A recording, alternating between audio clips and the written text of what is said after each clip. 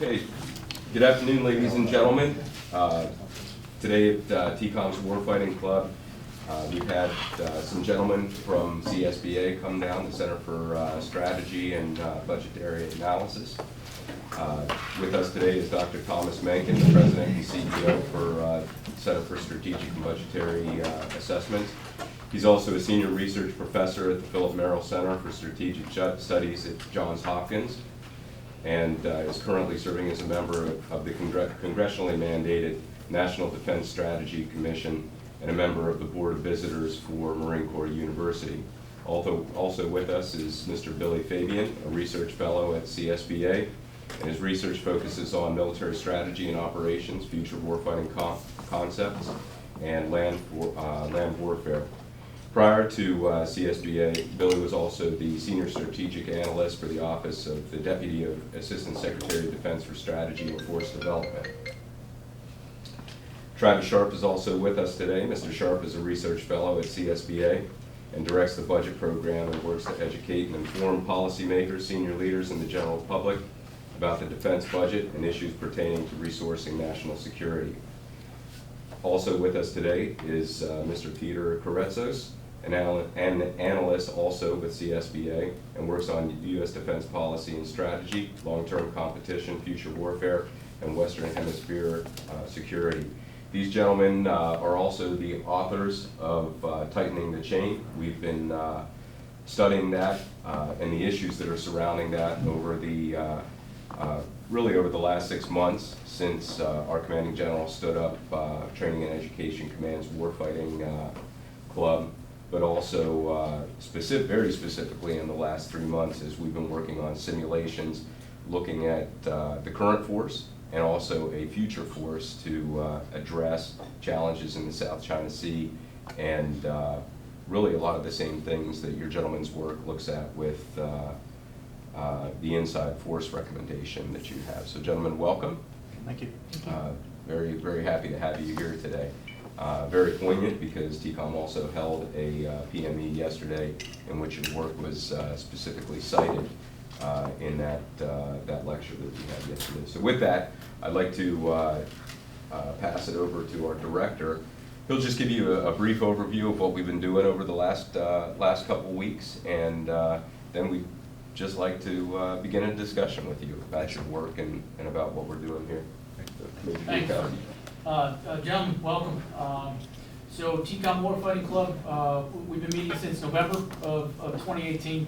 What we decided on first was to explore artificial intelligence and drone swarm capabilities and develop a concept of employment in TTPs for the Marine Corps. That has morphed into looking at the operating concept in the Indo-Pacific, specifically the South China Sea, and how artificial intelligence and drone swarm technologies can enable that force. So we've conducted a few war games using a simulation called Command. It's very capable. All the weapons platforms and capabilities are built into it for both China and the U.S. So first thing we did is run a control simulation with our current task organization with an ESG and I think a composite squadron from Okinawa, and true to form, we didn't do very well. Fighting to get to the fight was not viable. So loss in ships, loss in aircraft. With those systems, it's too expensive in both lives and platforms to try to do that.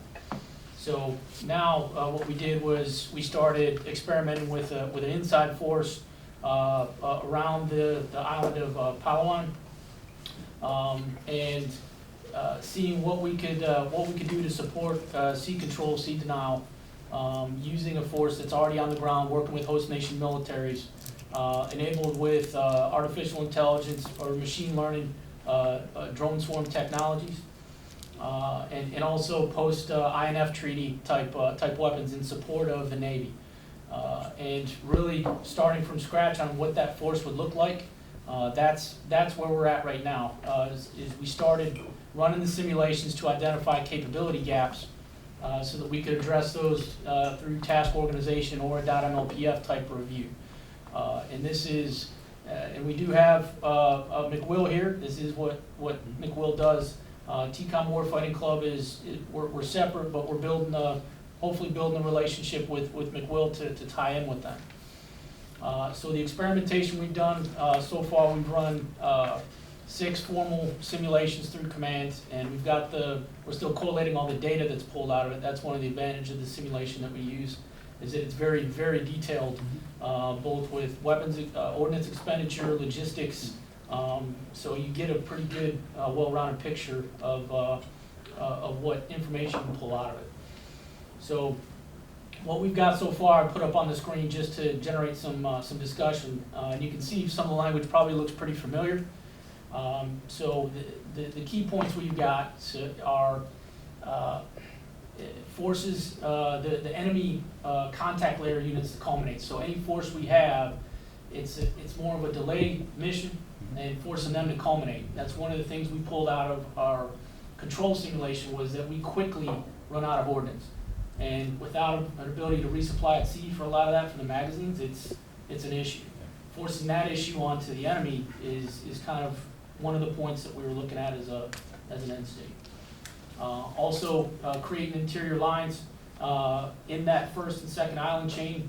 Logistics always comes up with this inside force. If they're going to be there, how are we going to sustain them? How are they going to be survivable? Those are issues that we pulled up. The offensive defensive mission, that's another discussion that we need to have. Which one is it? Which one should we concentrate on?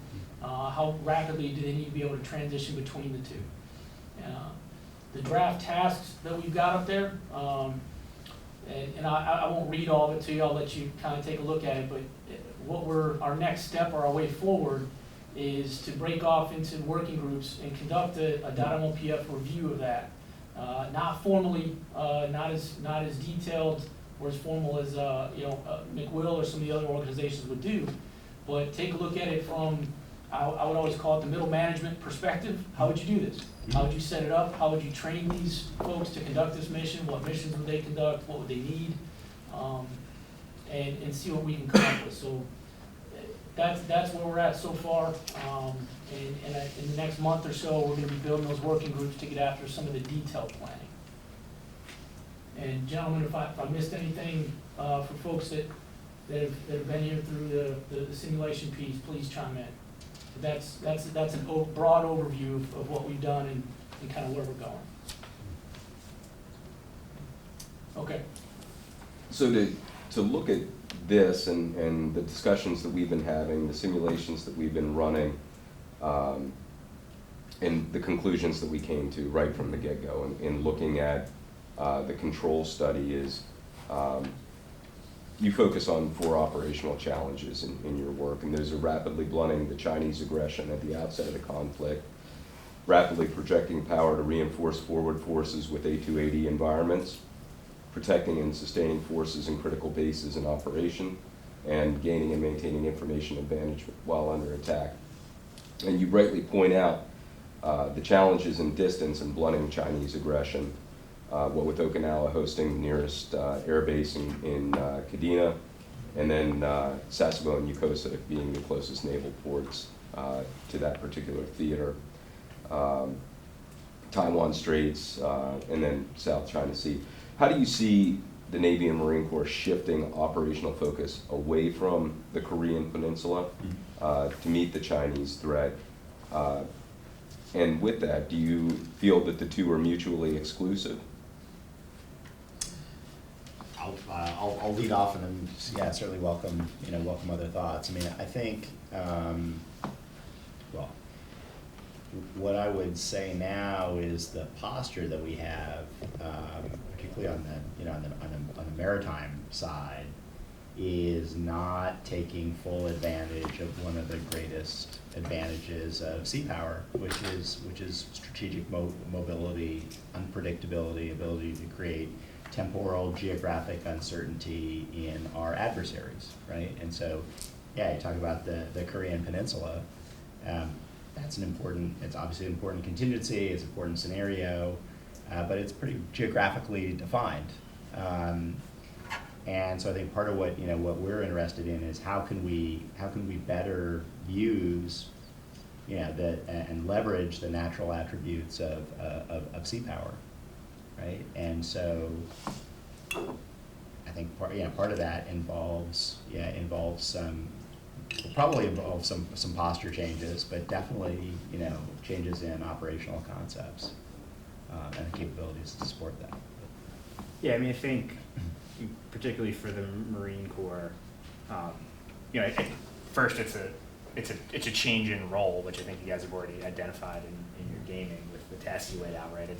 It's less about maneuver and seizing territory and gaining access, and more about contesting and denying things that China believes it necessary to conduct its power projection operations, right? So and ideally, right, you'd want to. We don't, even if we build a force that could win this war, we still don't want to fight it because it'd be costly no matter what, right? Great powers fighting each other. So ideally you want to deter, and if you can convince them that they can't achieve the conditions that they believe necessary to project power, then perhaps you deter. So it's shifting a focus from being the maneuver element and the main effort in a way to doing tasks that at best in the past were ancillary tasks, supporting tasks to maneuver, but now doing these as potentially the Marine Corps' primary role, or at least the forward elements of the Marine Corps' primary role, in support of the rest of the force, in support of maybe the Navy and the Air Force, which becomes more the maneuver element. And then I think if you take those three tasks you have laid out as the principal role of this initial inside force, you start to see, well, there's certainly there's capability and concept implications, right? How do we do this? What do we need to do it? I think there's also potentially pretty big force structure implications. Is a infantry-centric force the right kind of force, or a maneuver-centric force, or does that become a supporting element to a more diverse force? And then you start having to ask yourself, is that just third MEF? Is that a broader swath? What's the right balance between, because this isn't going to be the Marine Corps' only mission in the world, right? So, and how do you, those are the tough questions of what does that mean for the total Marine Corps as opposed to just those forward forces? Yeah, I mean, I would say, the last few years, all the services have been coming up with very novel concepts. They're all thinking distributed, they're all thinking networked at the same time, but they've been sort of creating them sort of in isolation. And so part of what we want to try to flesh out in the report is this need for more of a joint operational concept. And I think the Marines are driving toward that with their dialogue with the Navy, which both the new Commandant and the new CNO have been very supportive of. So for example, surface combatants and even legacy aircraft with this inside force, could operate behind the cover, for example, of ground, integrated air and missile defense systems along the first island chain. So the inside force is providing some air cover for those stuff that you can bring in from the outside to create slightly more permissible environments. So it's sort of the synergy between inside forces and outside forces. It's not an either or, right? And we discussed this in more detail in the report, but basically, the inside-outside concept is sort of what we're getting at with the Commandant wrote something along the lines of, the goal is to create the virtues of mass without the vulnerabilities of concentration. And so that sort of combat credible force within the first island chain, you might not be able to defeat every single threat, every inbound, but there are things you can do to drive up the uncertainty in China's decision-making process, drive up the need for persistent targeting, because you have more potential targets, and you're uncertain about the disposition. So the PLA, we think, would need to mount a much larger initial operation, which could exceed sort of their comfort in operating in the gray zone. So getting them to escalate kind of puts the onus on that, right? There are offensive capabilities that we can employ, but really this is more of a defensive concept, and we feel that certainly surface vessels, but also land and amphibious forces ashore can contribute to sort of this dynamic that we're talking about. Very good. That really led into my second question, and really you addressed a lot of it. The Marine Corps likes to consider itself primarily an offensive force, amphibious capable, despite the years of atrophy, despite focusing really on stability operations for the last 20 years and not focusing on amphibious operations at all. You mentioned, the talks really at the CNO commandant level about what the Marine Corps needs to do to be more relevant to the Navy with regard to composite warfare, the Maritime Operations Center. Could you talk a little bit about that and where you see us needing to refocus to be relevant? We talk about the Navy being relevant to the Marine Corps, but really the Marine Corps being relevant to the Navy. And I think with the Commandant reinvigorating the term Fleet Marine Corps Force, we have a philosophical shift in that direction, but you gentlemen have been thinking about this, so I'd like to hear your thoughts on that. Yeah, so, this goes back a number of years. The last time, I was serving in the Pentagon, in the kind of at the height of Iraq and Afghanistan, there was a tendency to talk, even high levels in the building about the ground forces, and by that meant like Army and Marine Corps, and that always like grated on me, very, very deeply as son of a Marine, so true confession. That grated on me, right? But that was also, I'd say that was also a necessity given where we were and what we were doing. And so I think that, that reorientation is vital, and I think, but what's really, making it happen are the operational challenges we're facing that really do truly require joint solutions. And the Navy needs the Marine Corps, and the Marine Corps needs the Navy in this particular scenario. Now, it's not to say the Army and the Air Force won't play important roles as well. They will, but back to the expeditionary dimension of this, I think one of the key capabilities that the Marines bring to this scenario in this theater is the ability to seize and hold territory at times of our choosing, or with the consent of allies or partners where they're not where we're not pre-deployed. And I just think that's key to making this type of concept work in the political environment, not just the geographic environment, but the political environment in which we're going to operate. Yeah, and I think we'd add some former infantry officer in the Army, and I think there's a similar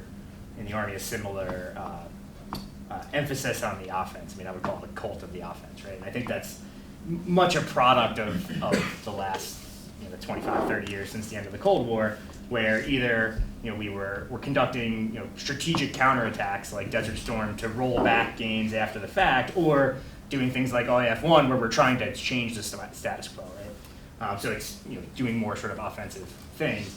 I think one of the thrusts of the NDS is in a way that we're a status quo power that's on the strategic defense, right? And it's our potential adversaries that have to do things to change the status quo. And but I think that being said, I think part of the reason why there's this focus on the offense in both services is the defense seems sort of static, right? It seems reactive, right? You're just waiting for your adversary to do something. You're not moving. You're not taking advantage of all your capabilities. I think that's a misperception, right? I think being on the strategic defense doesn't mean you can't do aggressive offensive things, right? At each level of war, whether you're on the offense or the defense, there's going to be offensive, defensive components, right? And I think one of the sort of big thrusts of the NDS is this idea of operational unpredictability, where even when you're ideally trying to deny your adversary from achieving objectives, you want to do that in a way that's not predictable, that creates multiple dilemmas. And I think there's a sort of natural synergy for the Marine Corps there, where given sort of inherent mobility and ability to operate dispersed and stuff, that we take advantage of that, in conjunction as part of a maritime naval team. I could see sort of thinking about unique contributions that the Marine Corps could make three things kind of come to mind. I don't think this is all the things, but just a few things that seem relevant. The first is thinking about what are the attributes that ground forces ashore, and describing them that way, of course, implies that they could be not necessarily, they could be afloat, they could be ashore. What are the attributes that ground forces ashore have as a force element?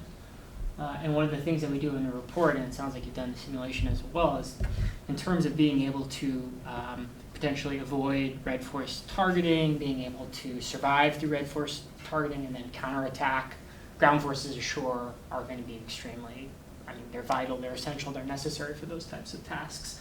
So I like the idea of conceptualizing the Marines' contribution as being sort of what are the advantages of ground forces ashore, but of course there's all the other things that the Marines can contribute as well, which brings me to the second sort of thing, logistics. The logistics requirements of this sort of inside force strategy are, I mean, boggles the mind. And truthfully, I mean, the report we wrote ended up being like 70, 80 something pages, God help us. But, and we just barely started to scratch the surface of logistics. More or less, we said logistics are important, we're gonna have to totally rethink things. I mean, the Marine Corps, clearly an area of logistics is an area where we can leverage the great expertise. The third, and this actually picks up on some information that we've gotten since we released the report, relationships with allies in the region.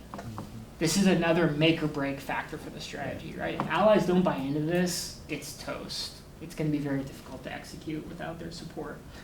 So we had a meeting with some Japanese Defense Ministry officials a couple of weeks ago where they came in. They're very interested in this concept, by the way. You should put that in your, file that away as something to remember. And one of the things that they expressed to us was, for the Japanese in particular, implementing something like this will be easier for them politically if the organizations and the faces that they're interacting with stay the same, but the activities that they're doing are different. In other words, if they're continuing to work with US organizations that they have a long-running relationship with, like Marine Corps, then it's going to be much easier for them on their side to be able to make a transition towards the types of activities that we're talking about. So like, you're already in place and you've already got the working relationship. That seems to me essential to moving in the direction that we need to with Japan and other allies. So those are three prospective contributions for the Marine Corps that are essential. Put the last point another way, it's politically more feasible to reorganize and re-equip 3rd MEF than it is to like move the 25th Infantry Division from Hawaii to Japan, right? Or 1st MEF, or part of 1st MEF, another regiment, right? It's easier to take what's already there and change it than... Yeah, and not just because we say so, because Japan No, yeah, says so that's too. I have a question for you. What logistic item like concerns you the most? Yeah, I think for me it's munitions, right? So, if post-INF world, if the report we postulate having a family of missiles, land attack and anti-ship missiles that could potentially go out to, I think we say either 800 kilometers or 1,000 kilometers, something like that. I mean, those are not small, right? They're not super cheap.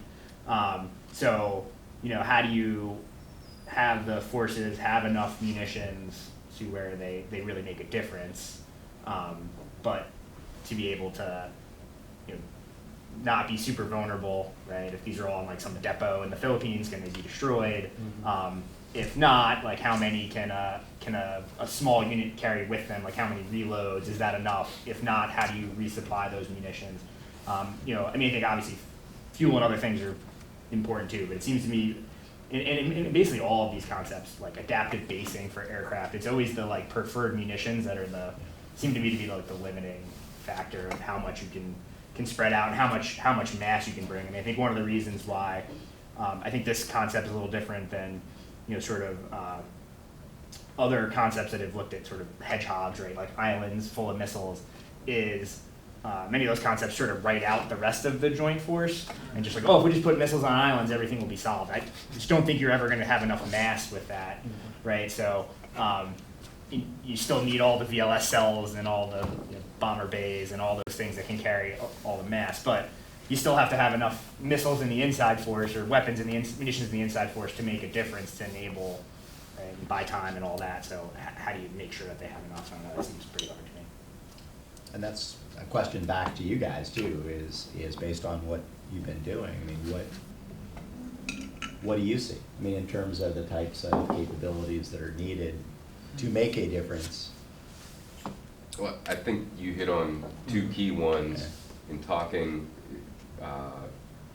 host nation Yeah. and our partners in the Western Pacific, and just had an interesting conversation with a young man whose father is in the Philippine Marine Corps, basically is stationed on Palawan with their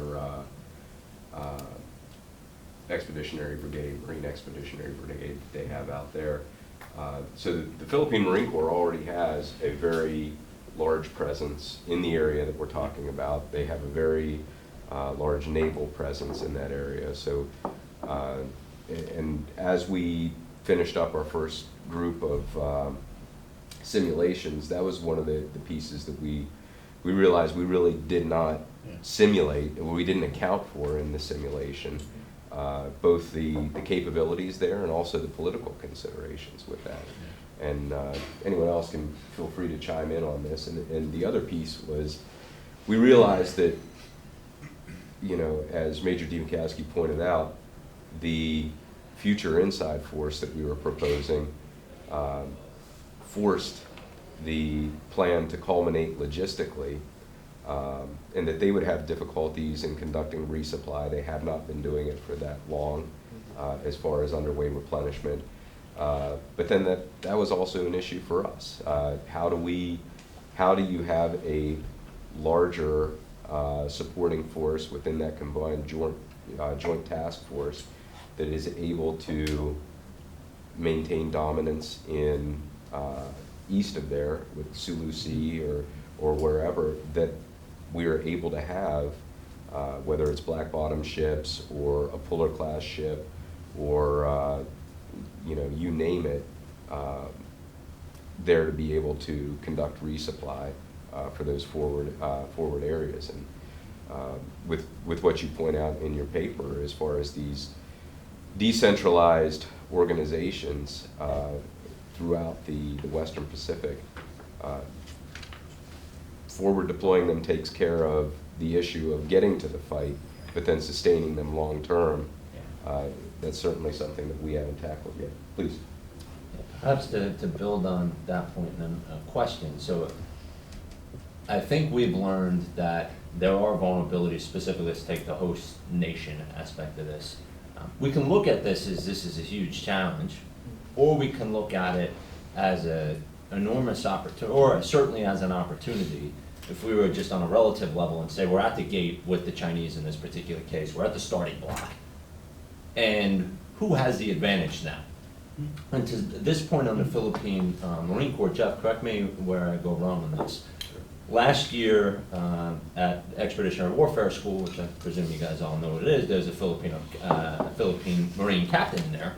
And one of our generals standing up talking about this is what we do, and it kind of on the offensive kind of nature. And the Philippine captain raises his hand and says, why do you guys insist on always doing an amphibious invasion or whatever? And basically, why aren't you helping tackle the problem that my dad, I mean, he didn't say my dad, that my dad's dealing with in Palawan. So if we start at the start gate, right now there's political sensitivities based on perhaps the operational concepts that we're asking them to execute, and then what we want Bala-Katan to look like or something like that. But at least we have the connecting, we have the relationships, they're in our schools, we're doing the exercises. So on a relative level, we're in the lead. And if we can change our operational concepts and then say, hey, we want the next Bala-Katan or whatever to look like this, we'll give you these missiles, we'll sell them to you for cheap, we'll have a joint. There's huge opportunity here, but which comes to mind my question, just reading through the report and discussions, a lot of the folks here are Tecom, and I presume you guys are all familiar with task condition standard military type of, how do we define readiness? How do we explain to Congress, like it's 2 MCO, 2 MegJFIO, this is what we need to be able to fight 2 major, how do we explain to Congress and put it, we need to have these forces, perhaps these logistics, forward staged so that we can deter, which, how do you calculate that? Instantaneously, because the weapons shoot further in a time.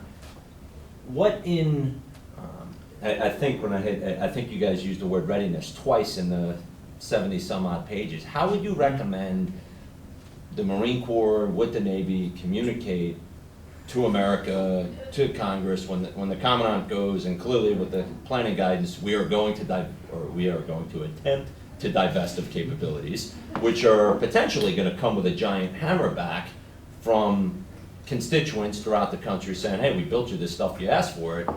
And so part of our response is going to have to be, this is the new way that we're going to define readiness, and this is why it matters. What should we say? Yeah, oh, great, not unexpectedly, great question. So look, I think, and look, this really strikes at the heart of the way DoD continues to plan, which is, despite all of our post 9/11 experience, we still think about peace and then we think about war. Now, recently, and I consider it a kind of, moderate victory now. In peace, we talk about competition, but still, there's so much of the system that equates like competition with peacetime, and then think about wartime. I guess when I think about it, so it's about deterrence, and then ultimately, should deterrence fail, it's about defeating your adversaries. So the readiness includes a deterrence component as well as a defeat component, right? So, and that, to me, it also gets back to one of the thornier issues with this concept, which we've nibbled around the edges of, but right? So either you're there in advance, and there's a huge benefit to being there in advance, but we're not talking the Maginot Line, we're not talking static defense, right? Either you're there in advance or you need to get there, and you probably, you can come up with ideal scenarios where on warning you deploy, but those are kind of ideal scenarios, and there's political impediments to doing that. You don't want to create crisis instability and all sorts of things like that. So I think, and the answer is going to differ depending on where we're talking about in the Western Pacific, right? So the ideal answer when it comes to Japan is, well, of course, Japan Self-Defense Force is there and we're there. So that kind of solves at least that very end of the problem. But when you get to, say, the Philippines, you get to other parts of the Western Pacific, I think, one of the ways to define readiness is in terms of, well, what is your operational tempo? What is your habitual rotational deployment? What are your exercises that are building and demonstrating readiness, but also part of that equation of creating uncertainty on the part of the Chinese? Right? The fact that you've demonstrated the ability to deploy rapidly, to retrograde rapidly, to use various facilities, all that, that builds readiness to conduct your warfighting tasks, but it also should deter, right?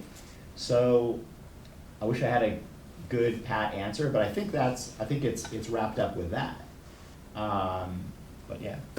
Yeah, so I used to, in a previous life, I was both an Army force planner and then did similar stuff for OSD. So, working on future scenarios and trying to figure this all out, right? When it was like sort of the MCO construct, in a way, like time was totally fungible. Like we set the demand as like, the demand we need to be ready is like the total force that's going to win the war, right? But it's like that's a huge number. So it's like, okay, well, what if we only make 2/3 of the force ready? How much longer does it take to win? It's like, it's like another 60 days. So it's like, okay, no problem. Like, we'll still, we're not going to pay for that extra readiness, right?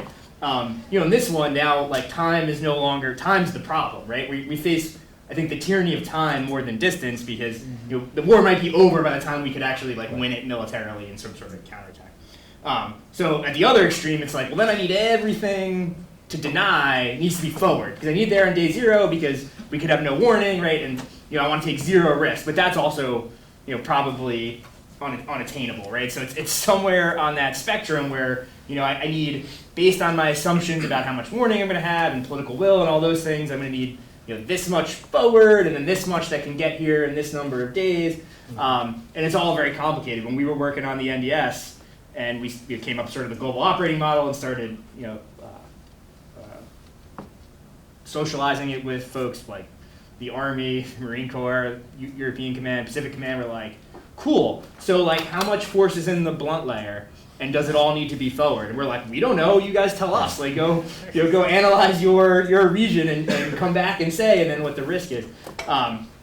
So I know this is not like a very good answer, it's just sort of re-explaining the problem, but the way I sort of think about it is you have a certain amount of force that needs to be in a certain place at a certain time in a campaign, right? And then the way I think about readiness is, okay, if that force needs to be there on day 0, that force needs to be forward and ready, right? If it needs to be there on day 15, right, it can be, probably needs to be pretty ready, but maybe it doesn't need to be forward, right? Particularly if there's equipment there, right? And you can sort of like back your way into that, but that takes like a lot of analysis, and I think you hit on the biggest problem is that doesn't like brief well, right? It's hard to say, well, I need to get 20% of the force there on D+7, right? It's hard to brief. And an additional complication is, so the way we tend to plan, right, is to run the scenario, right, fight the war, and then go back from that and say, okay, well, we needed X amount of force to be able to win, to achieve our objectives.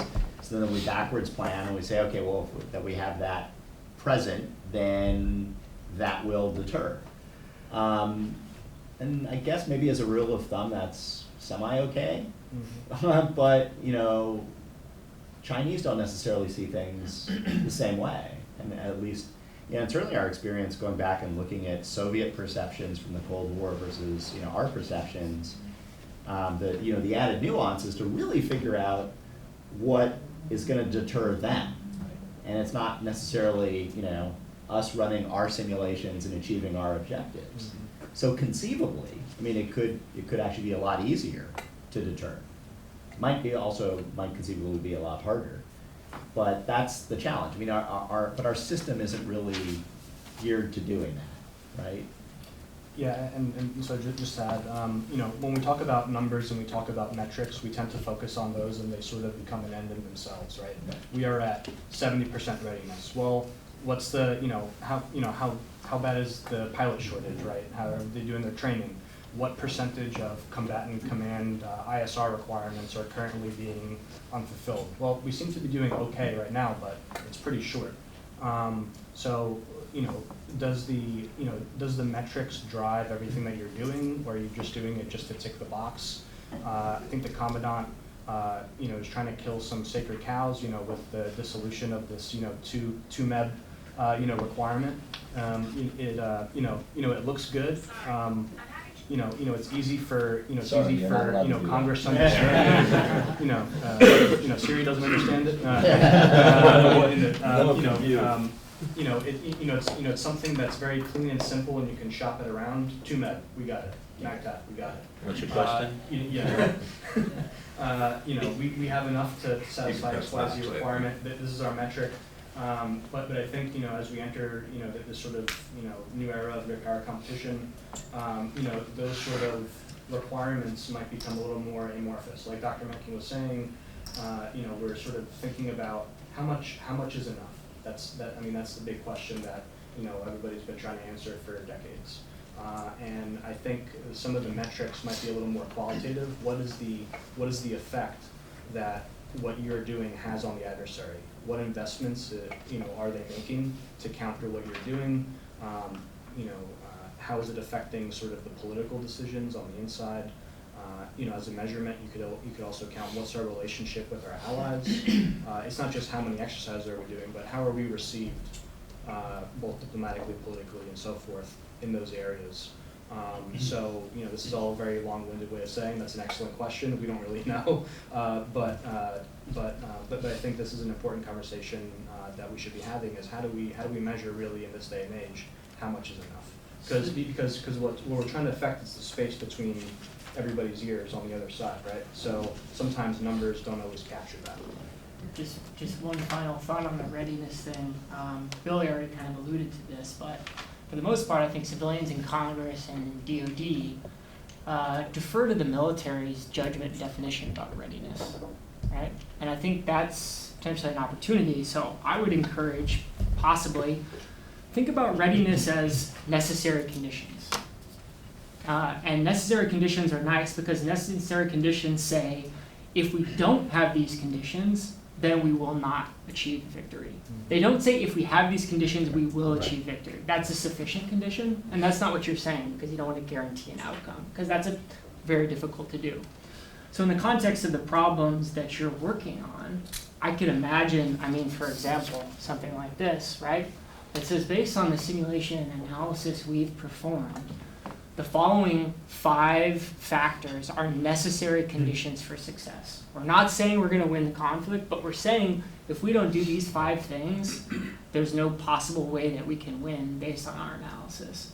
And then just go through, take out some of the work that you've been doing. And this also, becomes almost like a listicle type thing, which makes it then very easy to brief out rather than D plus 70 equals 25% of hell no. But if you just go before Congress and say, listen, we worked on this, we've got the best minds in the Marine Corps here, and here's the 5 things we have to have.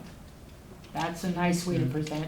And then those things can be defined qualitatively, or they can be defined in terms of troop levels, technology, whatever you guys want.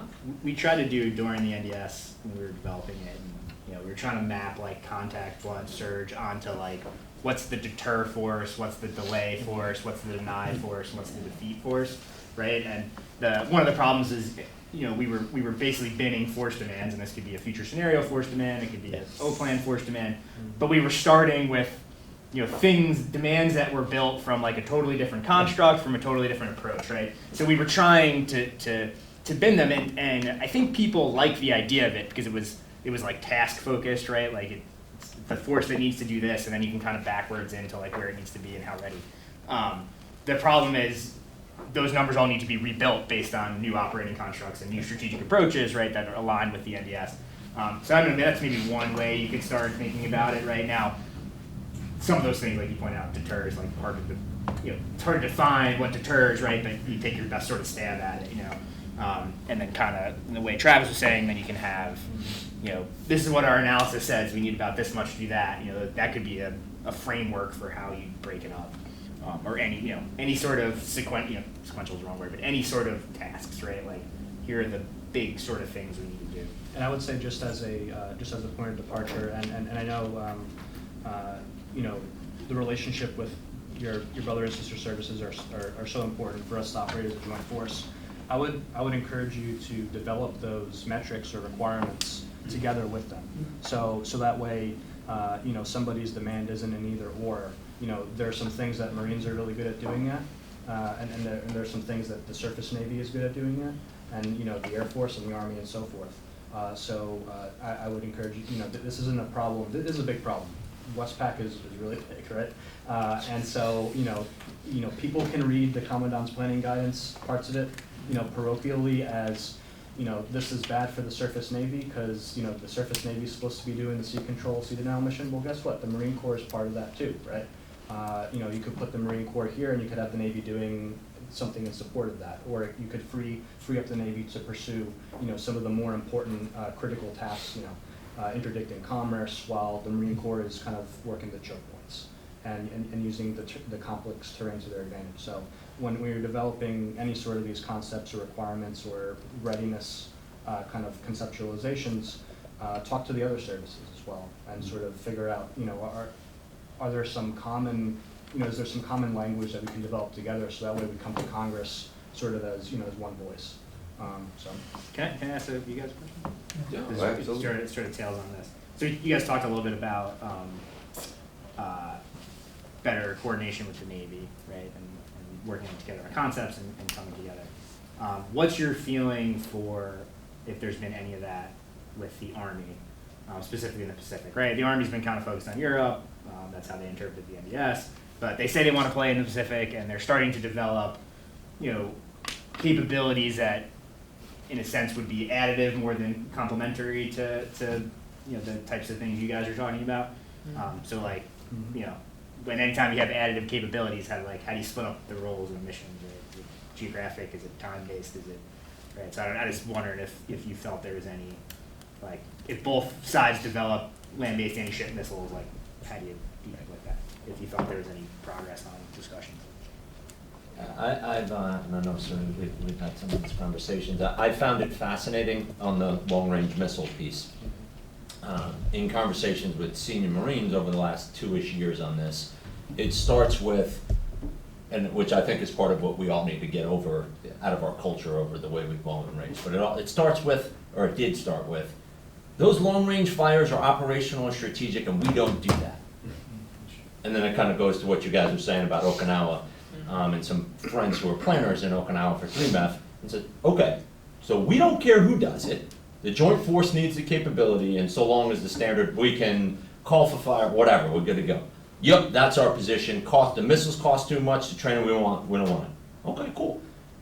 So what happens if the Japanese government says they're not interested in having 1,000 18 to 19-year-old Marine artillerymen with 30-kilometer range systems because they're not really deterring anything? So can you leave, and then can the Army show up with 100 people, 100 soldiers with 800-kilometer range? Whoa, what did you just say? Yeah. We're gonna leave? No, that can't happen. So then you're cool with these weapons. And so that's funny to kind of watch that intellectual, but I think I think this discussion, especially with INF ending today, the AI part of where we started, when we were focused on Eastern Europe, it was what do the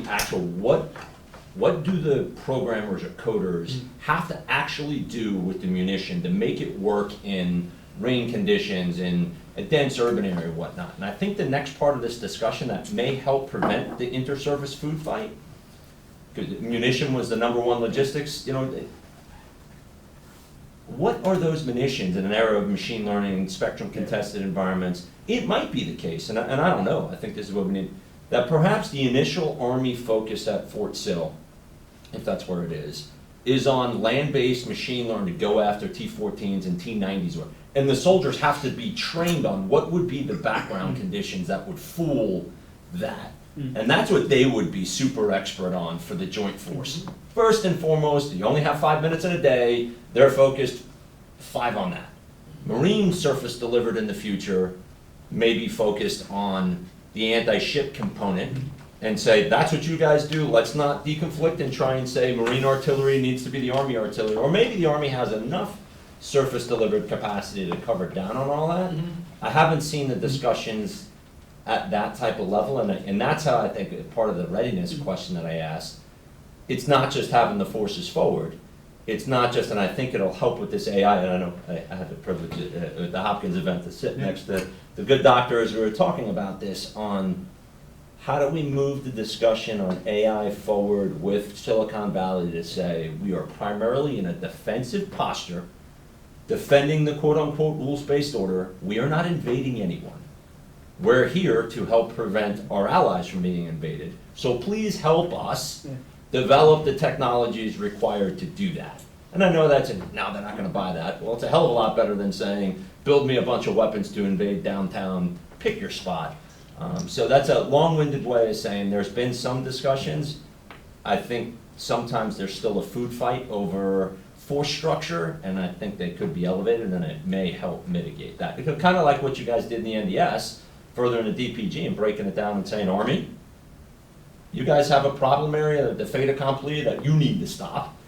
Naval services, you have one that you need to stop, and there's some overlap. But make sure your respective services can do the primary things that you have to do.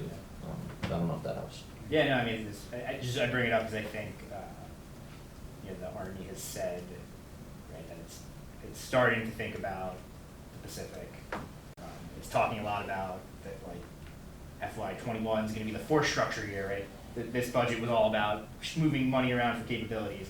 They say they're going to do some force structure things. So I feel like it might become where it's sort of largely been kind of everyone has their theater, right, so they can do their thing, where the Army might be hey, we're here in the Pacific too, we're gonna be here in a big way, right? So these issues might become more salient in the near future. And I can, I don't want to, I can imagine, to your point, on the Pacific is a giant area. When you actually lay it down on a map and look at the distance and say, fine, I get you an 800 kilometer, your other report that laid out Yeah. the table, I get you an 800 kilometer, where does it go? Oh, Yeah. crap. There's still a whole bunch of, Yeah. all right. So Marines with the Navy, you guys cover down on the point of, you have to be able to, within 3 days or 7 days, get these capabilities into position more in the South China Sea, toward Malacca, because we have less firm allied partnerships. Sure. Army, you're gonna cover down from Guam to the Marianas Chain, and maybe you go into Okinawa, and those are permanent positions. And this goes back to Tecom and task condition standard future artillery, within task, within 3 days. You must, as a unit, be able to move all of these forces into place, partner network with the Philippines or whatever, something like that. And I think there's opportunity if we can get out of our, to your Yeah, point, and go and embrace jointness rather than, which is an encouraging part of the CPG. Yeah, I think that's certainly like thinking of innovative ways to like rethink roles and missions and how they fit together. I think is great. Like, you know, there's all sorts of different ways you can split. I mean, that's what I never thought of before, is like the difference between the relationship with the ally or partner, right? You know, that's a really interesting way to think about it as well. Yeah. So something that all the services seem to have in common today is sort of the atrophied competencies in the EMS, the electromagnetic spectrum. And so one thing that jumped out at me in your guys' article was on, to our surprise, the war game iterations found that physical kinetic effects from swarms were less important than their ability to provide coordinated electronic attack. Something that we touch I on in wrote the the same report. thing down as being a very important takeaway from this article. We didn't meet about this before. There was No. meeting.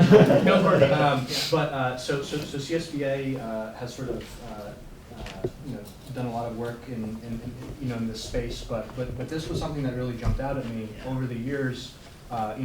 We've the intellectual capital that we've accumulated during the Cold War, kind of operating in this electromagnetic spectrum, which I sort of call just like the force. It's all around us and enables us to cyber, enables us to do all these things.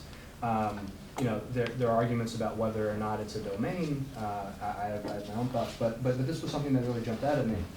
Could you talk a little bit more about that one line and how it applies to the Marine Corps thinking about how they're going to operate in the Pacific? I'm happy to. I don't want to go on. No, please go ahead. So the scenario, as Nate was talking through, when the ESG went in first, it was went through and the ships were sunk, and so then it got down to employing some unmanned smaller vessels with Coyote, which I'm assuming you gentlemen are familiar with. And we got into this whole discussion on payloads, and then what they were trying to do is taking one of the islands that the Chinese have militarized and then taking out some HQ-9, those types of capabilities. And over time, the simulations found that if you had electronic attack payloads, they would, and it was coordinated with long-range missile fire from Palawan, strikes coming from carriers from different directions, that it was actually more valuable to have the payloads being released from the smaller boats, that, to kind of one of you guys' earlier comments with respect, now that you got to track all these smaller boats, so good luck with the C4ISR kind of like figuring that out. Then you have munitions kind of hugging the ocean, if you will, and then popping up where they need to, and using, challenging the EMS and jamming it, and also deceiving that caused problems for the forces that were on the island. So that's what we found, and then there's all sorts of implications on, and I'm an infantry guy, so I struggle with the term infantry going forward, and most have heard this, Mark certainly has. So let's just say you take the armed UAS swarm column, and we were 2 infantry squads today, and we had our 800-yard rifles, and we walked in and we said, that's infantry. And then if, one backpack, like whatever, there's 5 backpacks in the room, we put a small unmanned something, quadcopter-like thing, that had electronic attack capability, are we still an infantry unit? and this gets into your question, what did we pull away on the EMS? What is this unit? Did we just become an infantry unit with SIGINT attached to it? Right. Or can we imagine, and it kind of goes to the question that you asked earlier, to start on mutually exclusive, can we imagine a scenario outside of the South China Sea or outside of the Western Pacific where we're going to employ a unit in CENTCOM in the future where the unit that's on the ground is not going to need the capability to detect things across the EMS and potentially the jam? I can't think of one. I mean, whether it's just simple UAV, $300 UAVs that ISIS is using, if you put an American unit or an allied unit on the ground, someone's going to, and increasingly it's going to be smaller and smaller. So that's kind of the background of that, and what are the implications, which then goes into a whole bunch. Absolutely. We have the capacity of SIGINT and the Marine Corps relative is like that versus, yeah, did that help answer? Oh, yeah, absolutely, and yeah, so the reason I asked is also because it sort of jumped out at me, the operational concept. So, so your munitions that are employing electronic attack, when used in combination with your kinetic attack, right, more like missile to hit something and break it, could actually, whereas you might need 2 or 3 of those missiles to kill it, now that it's paired with something that's going to get close to a sensor and jam it, then that you only need one of those hard kill solutions to achieve the intended effect. And it's sort of what we were getting at in the report. One of the recommendations was we recommend that the services sort of think about different formations of units, and we just break out sort of a notional. This is what a ground force company would look like. It's it's got an artillery kind of centered around that, but it also has a electronic warfare component. It has a logistics component. It has all this other stuff. So as the Marine Corps goes forward, and the Commandant is receptive of these new organizational constructs, it seems like they're tracking. So I think that's when we looked at what the capability it was and what the impact of the EMS-enabled swarms, what impact that had. It confirmed what we were looking at is this being a covering force for a much larger force. And looking at the Marine Corps does have units that perform security missions, whether it's reconnaissance units, light armored reconnaissance, smaller units of that nature. What we do not do a good job of in the Marine Corps is employing them as covering forces. We parcel them out. We have them in small, very small units, and we're not able to employ them as battalions or as larger forces. But if you take that smaller force and you add those, whether it's AI, whether it's the swarming capability of UAS, electronic attack, detect, all of those different capabilities or those payloads that they can be carrying, suddenly you have a much smaller force with a smaller footprint, smaller logistical requirement that is much more capable and goes from being a unit that's capable of screening, to now you have a unit that is much smaller, that is capable of providing, or capable of being that covering force for a larger organization to come into theater. I think that's, so we did not look at, what happens 5, 6, 7, 8 days after the simulation, but I think that's the next question that comes out of this, is if we're able to put a much smaller force into the theater in a persistent manner, that smaller force has greater capabilities. If we start investing in EMS associated with swarms and UAS, and we're not doing it we're not doing it in that community. We're not even looking, it does not appear to us that we're looking in that direction right now. Yeah, good. Just a very quick follow-up, and it goes to the readiness, and I don't know how to get over this. and you guys have spent plenty of time in the building, so the Commandant lays out, he said it multiple times in the CPG and elsewhere, he is willing to look at, I don't want to quote verbatim, it's something like, I am willing to look at reducing the size of the Marine Corps to invest it in modernization. To that point, how does one in actual budget reality fights on the Hill say, this is the Marine Corps' top line today for everything we've got? We're willing to go down, I'm throwing a number, don't quote me, I didn't hear the comment, say, I'm willing to go down 10,000 to build these types of units, building on the time factor that it used to be the tyranny of distance, now it perhaps is the tyranny of time. And I want these units forward, integrated, they're gonna be called something different, they're not infantry battalions, they're not aviation squadrons. In order to build them, I need X amount of millions of dollars, and I'm willing to drop the Corps by 10,000 to do this. What is it? The normal word that would come out would be, that is really, or phrase, that is really risky, it's really hard to communicate, you're gonna lose all the money if you try to do that. Volunteers dilemma. And that's kind of the pickle that we're at, but I think we have found if you have these units, and then 7-8 days in, do you have more that you could bring in?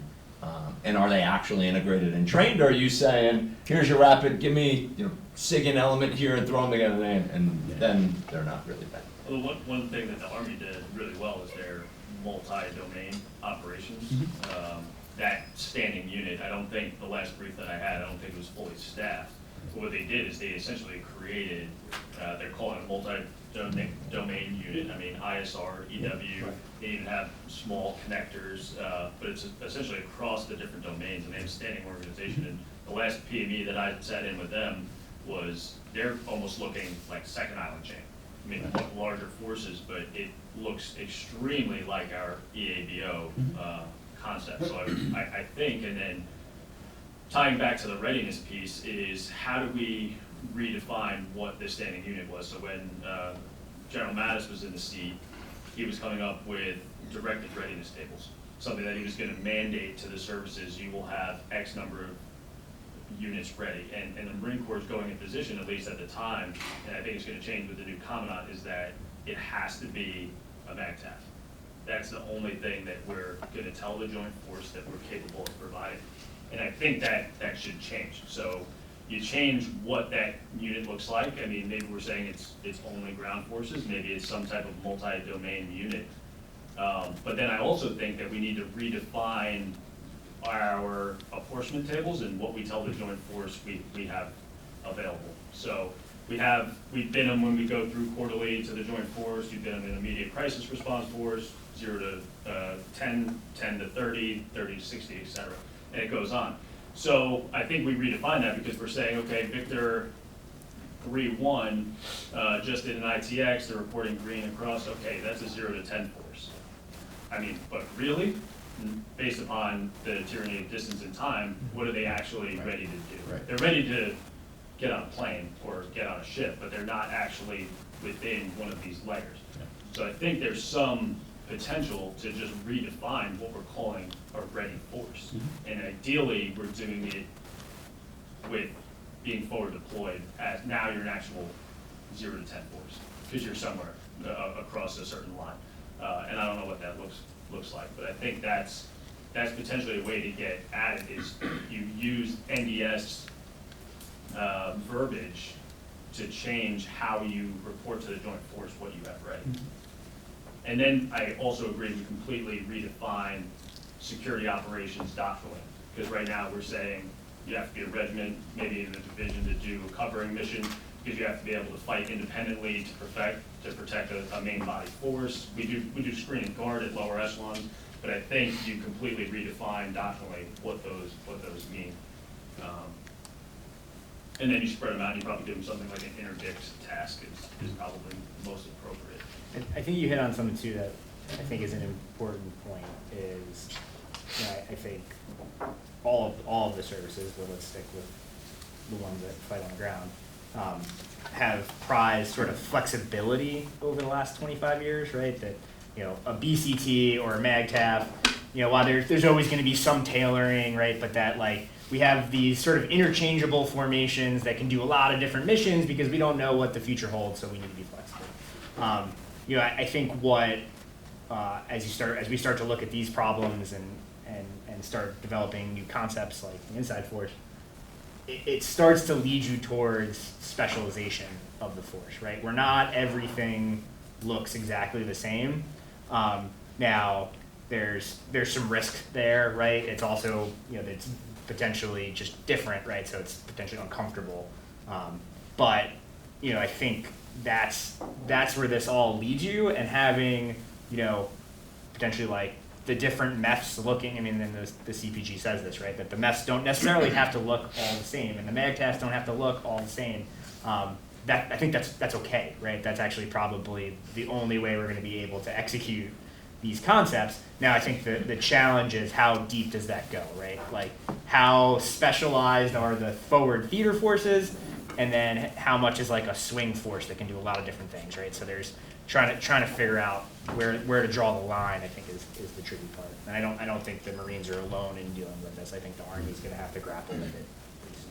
I had a question for you. I don't want to get us off the top of the brains, but it is in the same paragraph. So, when it talks about leveraging stocks of pre-positioned equipment in the first island chain, who's guarding those forward? Like, where does that force come from? Like, what number size, where you guys envision how big that force is? Is it a Wake Island looking crew, or is it a, how big what do we have to give up to sit out there essentially on guarding the stockpiles?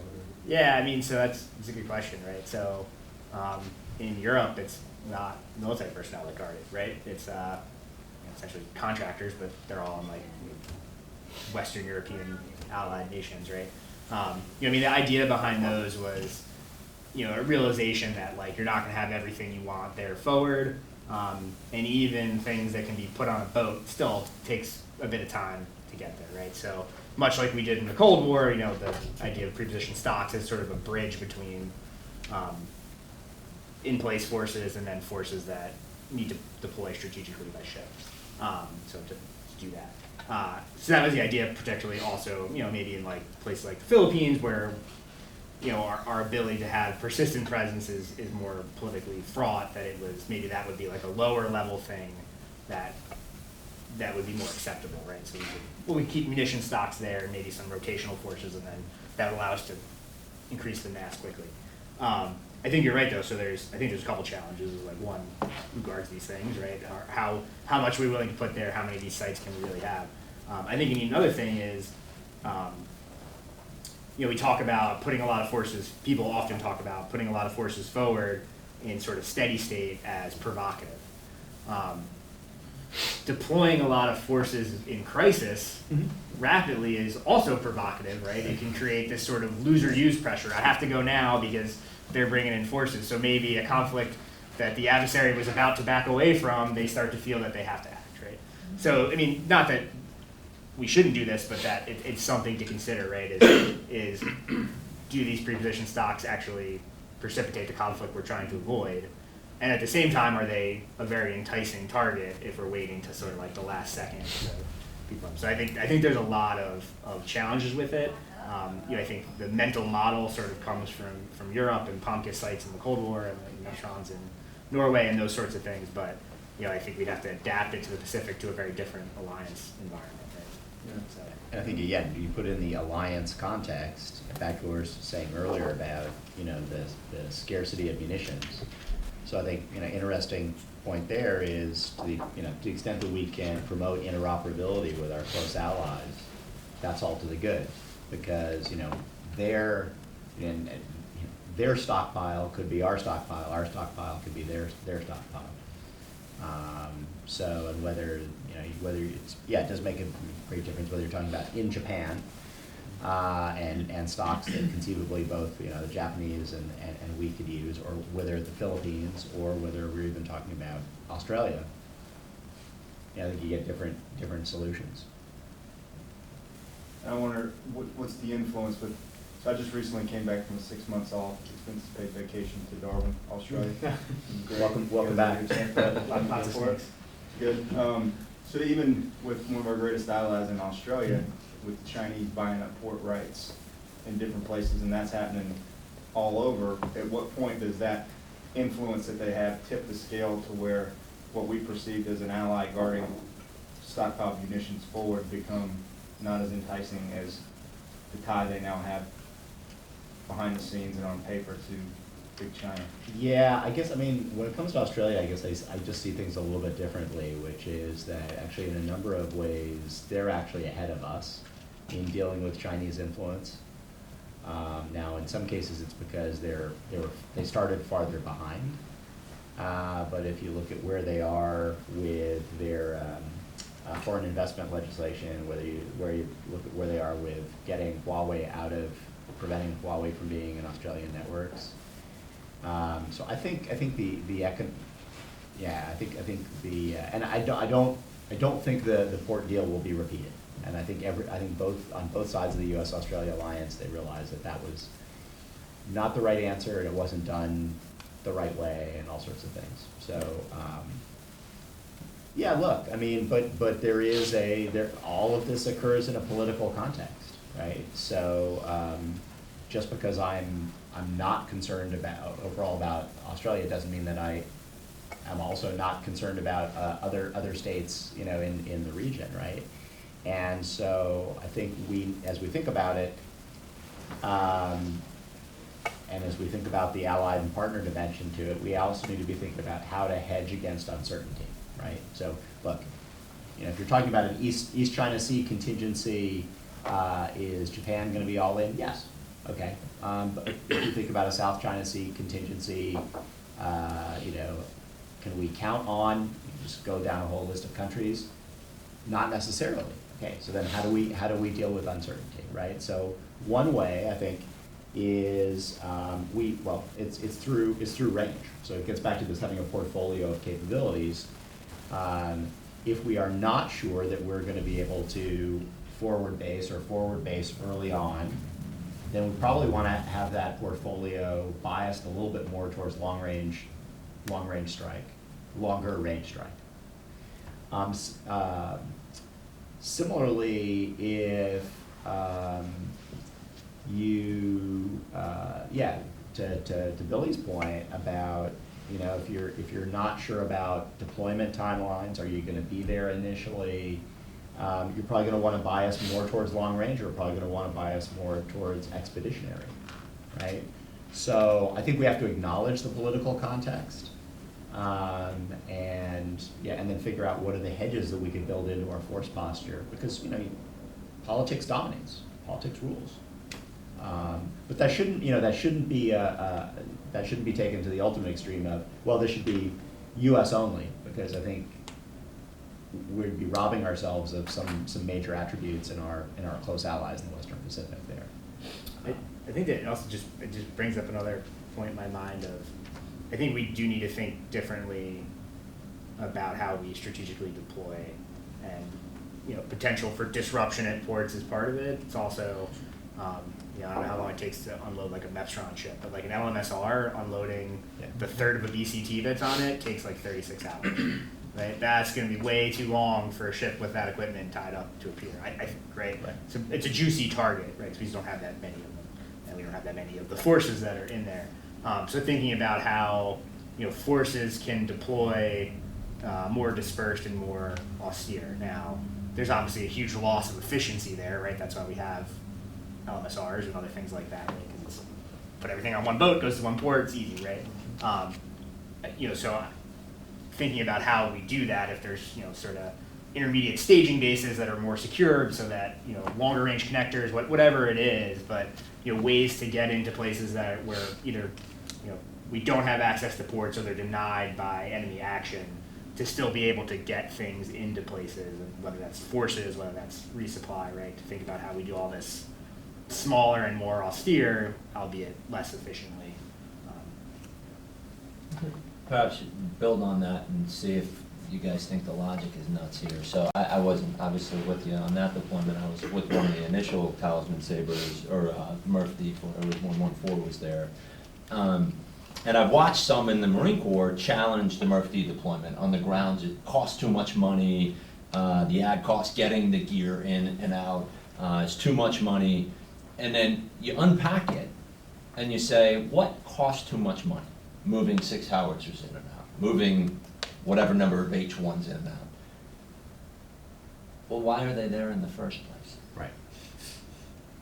and this gets to, I think the work that CSBA has done on the INF treaty over the last decade, or however, what's happened today is going to change big time. So if we imagine there is not 6 howitzers in Darwin, and there are future long-range systems that are there every day, even during rainy season, we build new complexes for them, and we put a gazillion munitions, you don't have to worry about the port because the stuff is already there. And I'm not dismissing it, but this is a conceptual, fundamental change, and to Mark's point, if we redefine what we call security operations and how TSC, which has a negative connotation in most active components, when I became a Marine, we didn't have JTAC, I don't think. I don't think that was a term. So what happens 5 years from now, 10 years from now, if we have a new JTAC term for the receiving end? I'm on a small security cooperation mission, and I have a joint certification to employ 800-kilometer fires, and that's all over the Pacific. And they can be, and it's for the PRC to figure out where are the fires, which one's active, where are the munitions, where are the actual new JTACs, whatever the hell we call them. Call them coast watchers. Call them coast watchers. And this, Gotta get to the it Wake started. Island one, and it's been interesting to kind of your guys' analysis and Titan and some others, there's been challenges in it. So you're asking for Wake Island again. And when you, or Corregidor again. And when you unpack it, you say, so they have max effective range weapons of about 3 miles. They had a handful of aircraft that could see about 10 kilometers. Handful of them. And it took, and we were having this, I think, healthy conversation in support of the article you wrote, and they had to attack twice. They lost 400 casualties. It took 3 weeks for them to do it. What happens when you have munitions that can shoot 1,000 kilometers?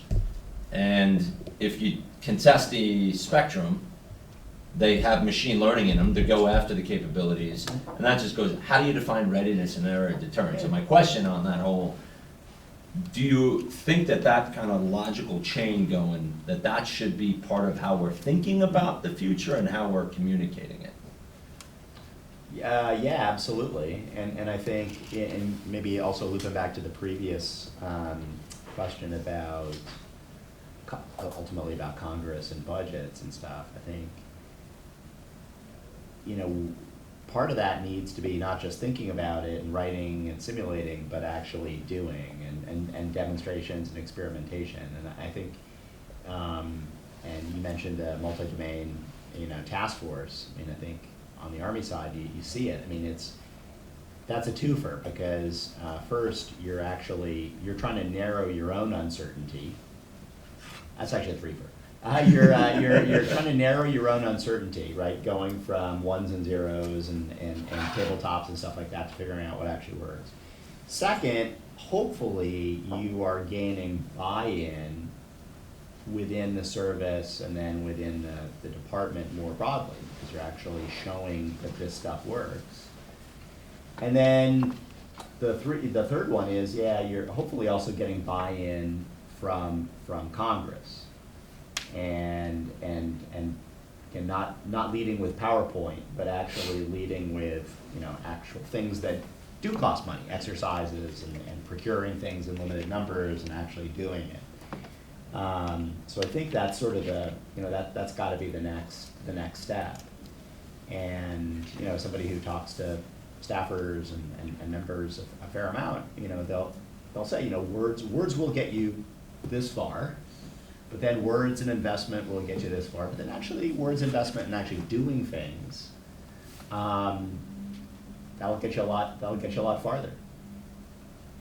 Yeah, that would be an interesting actually task or thing to tackle here would be to, based on the analysis and the simulation work that the group has done, how would you reshape the exercise portfolio or the engagement portfolio? And it'd be interesting for a number of reasons. Number one is, this is what my dissertation is about, so I'll just give you the brief version. Nobody really knows what the exercise portfolio is. Like, it's very hard to understand from the outside. It's hard to get information on, but it really seems like it's a potentially underutilized resource, or it has a few traits that are very attractive. One is, generally speaking, exercises don't really cost that much, right? Because a lot of the stuff that's involved is already paid for the most part. So generally speaking, they're fairly affordable. They're really good for generating press coverage, both in the United States and abroad. So that's useful because it helps the Marine Corps and other services get their message out about what they're doing. And when you want to signal to the adversary, presumably the adversary's intelligence services are consuming our domestic press, which is useful. And because it's in the domestic press, it's very difficult for the leadership and authoritarian regime to snuff out the information in a way that they might if it was more compartmentalized. So you can't, by doing something publicly, you force Red to grapple with what you're doing rather than allowing them to just ignore it based on their own bureaucratic interests or whatever. And a lot of this was done successfully in the past in various ways.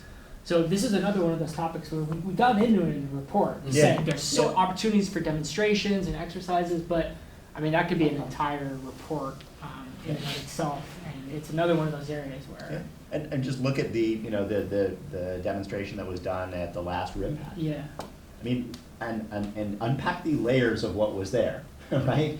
U.S., Japan, Australia, aren't, different services, different domains, all work together to destroy this the ship, in a pretty convincing way. And it can be a helpful way to redefine or reconceptualize readiness, right? Which is like the big topic here, right? So the existing variables that define readiness can be tested in the exercises. Are they good or are they no good? Okay, well then that helps us to redefine the variables, and then that can be presented back to Congress. Like it becomes more believable, I think, if you go up on the Hill and say, well, this is our definition of readiness, and they say, well, how do you know that? And they're like, well, we just exercised it, right? You probably read about it in the press. So it's a more convincing, can be a more convincing way to present that type of information.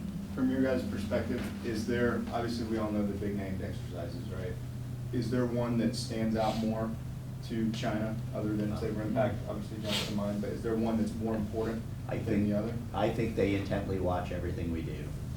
So them watching what we're doing is not an issue, right? I mean, I think I think the bigger issue is us being intentional about what we're doing and what we're showing them. And then there's the perception, misperception part of it, which we can't control. We could probably do a better job of understanding.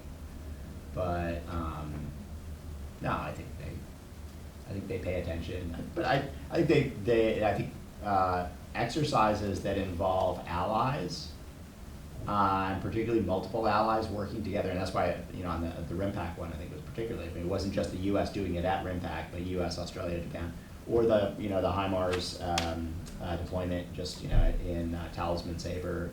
I think the more allies you have involved, the kind of does have a multiplicative effect. Yeah, I think anything that demonstrates that their counter-intervention strategy won't work, or at least will not be as effective as they think it is. So things that show that we can get places with lethal and resilient forces quickly, right, that they won't be able to keep us out or slow us down, has a huge impact, right? Because they're going to factor that in to any calculations, right? It's their ability to prevent us from intervening. Which another way to say that is if you want to select the tasks that you should be emphasizing during exercises, look at the things that China's most paranoid about. Yep.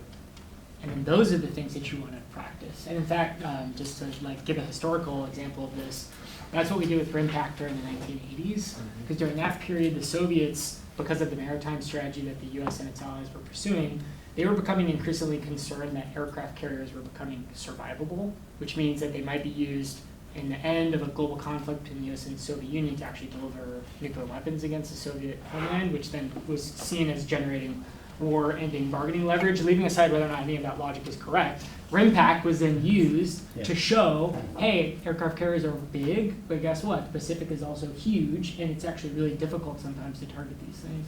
So you could imagine bringing the same logic forward to today.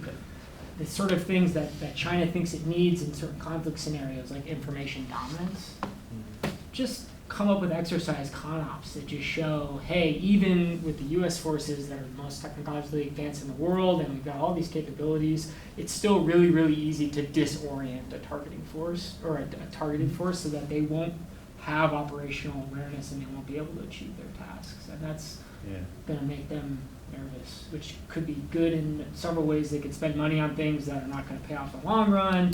It could encourage, or it could discourage them from attempting aggression. It could make them think twice. So, I mean, it's just, there's a potential range of things. Yeah, and one of the things, that we did in the report was, we had we had a section on, potential Chinese responses. And we wrote some things in the report. I think we did a lot more thinking and talking than we actually put in the report for reasons that should be obvious. There's some things we just didn't want to say, but in developing the concept, we really did try to do an honest job of red teaming it and saying, okay, well, what are the likely counters, and at the end of that sequence of interaction, are we left better off or worse?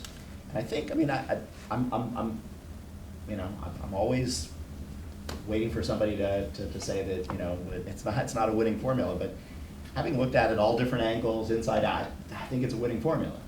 That having been said, I think a lot more fruitful work could be done. Just playing that out, playing that interaction out. Is there another move there by China that could really really reverse things? Don't know. I think I just fundamentally. So if you don't mind, I want to jump in for a second. It's Lieutenant Mills calling in from Columbia. Thanks again for the opportunity. Before I got to get out of here, I did want to make a comment. I think it was something Lieutenant Colonel Cuomo was saying earlier about just kind of how do we, with the Marine Corps, market ourselves and find a niche. If the Army is also developing long-range precision fires for the maritime domain, and I think that's a little bit misinformed. Like, I think if you look at the history of what the Marine Corps has done in conflict, it's been a history of redundant capability with the Army. I mean, for example, in the Battle of Okinawa, there were more soldiers fighting in Okinawa than Marines.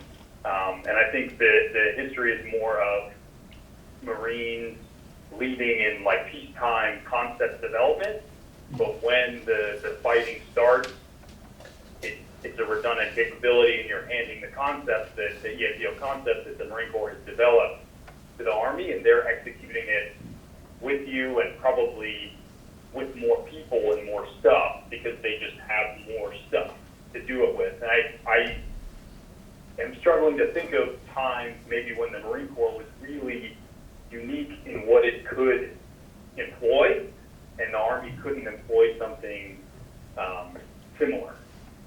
I don't know if that makes sense. Yeah. But I think the idea that we're redundant, or we could be developing redundant capabilities with the Army in the Pacific, is not something to shy away from at all. And in fact, that's a sign that we're probably both headed in the right direction. Yeah, I mean, so when I said like complementary versus additive, I didn't mean to imply that either was bad, right? I think it's more, when it's additive, you just have to think about how you work together, right? So you're redundant, mass, it's not a bad thing. It's just, how do the two services work together so it doesn't just become a food fight?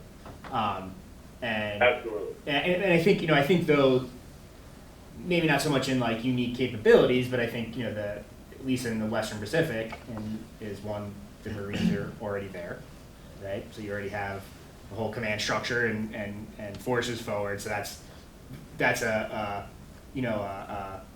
value that the Marine Corps brings. I think also the inherent expeditionary mobility, because of amphibs and other things, right, that allow the Marines to be more potentially more mobile. I think so. I think there are some asymmetric value that the Marine Corps brings. But yeah, I mean, I think additive is fine and complementary is fine too. It's just trying to figure out how it all fits together. When you say Columbia, do you mean the country or the university? Yes, sir. I'm on basically house hunting in Columbia. I'm going to be an exchange officer down here. Oh, cool. Sweet. Another thing about, maybe Billy is going to hate that I'm going to say this, but I'll say it anyway. Redundancy is not necessarily bad. From an operational perspective, of course, you want to have redundancy because that protects against failure. But from like a force planning perspective, you can also think of redundancy as being potentially useful in the same way that having competition in a marketplace is useful. Mm-hmm. Right? So a little bit of inter-service rivalry, as long as it doesn't go so far that it just becomes unnecessarily wasteful or so politically toxic that it's just creating dysfunction. And I apologize in advance before I start saying this, because I know coming from where you were coming from, the Pentagon inter-service rivalry probably makes you want to. I've been on both sides. I was booked for a service too. Yeah, okay, all right. So just, you know, civilians will complain about it, but the fact of the matter is that when the services are competing with one another in ways that are generating innovation, everybody wins, right? Civilians win, the services can win. Sometimes they will lose because they won't get selected for certain opportunities or missions, but I mean, they also may prevail in certain cases, and the type of thinking and programming that can come out of those types of debates and conflicts can sometimes benefit the nation. So yeah, if there's gonna be some overlap in this developing area, I mean, I don't think that's bad necessarily. I just say, kick the Army's ass. Everybody benefits from the debate, from a certain perspective. And Just my comment, and Walker, thanks for chiming in. I'm thinking of the F-35 and kind of the realization, whatever it is, 25 years into the program, that we either don't have or we're struggling to have ammunition that could hit ships. And it's like, how the hell did you get here? And the technical requirements of the munition and working its way back to task condition standard, American wearing a uniform, contractors hired, like that part of this, it's great to say we have redundancy, and I'm with you. When you're employing HE out of a M777, and the round costs, I don't know, how much does a single Unguided? unguided, right, 80 bucks, 100 bucks, 1,000 bucks, something, you know, whatever, you know, it's 80 cents for a Alpha 5.9 round. When it's $1 million or $800,000, and it's this technical string all the way down to understand how the munition works, and then how does it work in the spectrum contested environment, and you get to one of the biggest things of implementing this concept. And Walker, I know you did great work out in Pendleton, and we, had many discussions about this. You want to dance around in the electromagnetic spectrum to train your force, good luck finding the base where you could do it. In the current construct of where we are in 29 Palms or NTC, you're coming in along the approach corridor to LAX. Yeah, that's right. So you want to say, I'm going to put a unit and define it ready based on I can throw it into it. Well, you're not doing it there, or you might be able to do it for 3 minutes from 02 to 0203 if you've given 90 days advance warning to every aircraft that's coming in. So this gets to where are you actually going to certify units that can employ these capabilities? Where are those locations? Australia. Right, and then who in the joint force is going to be there to do that?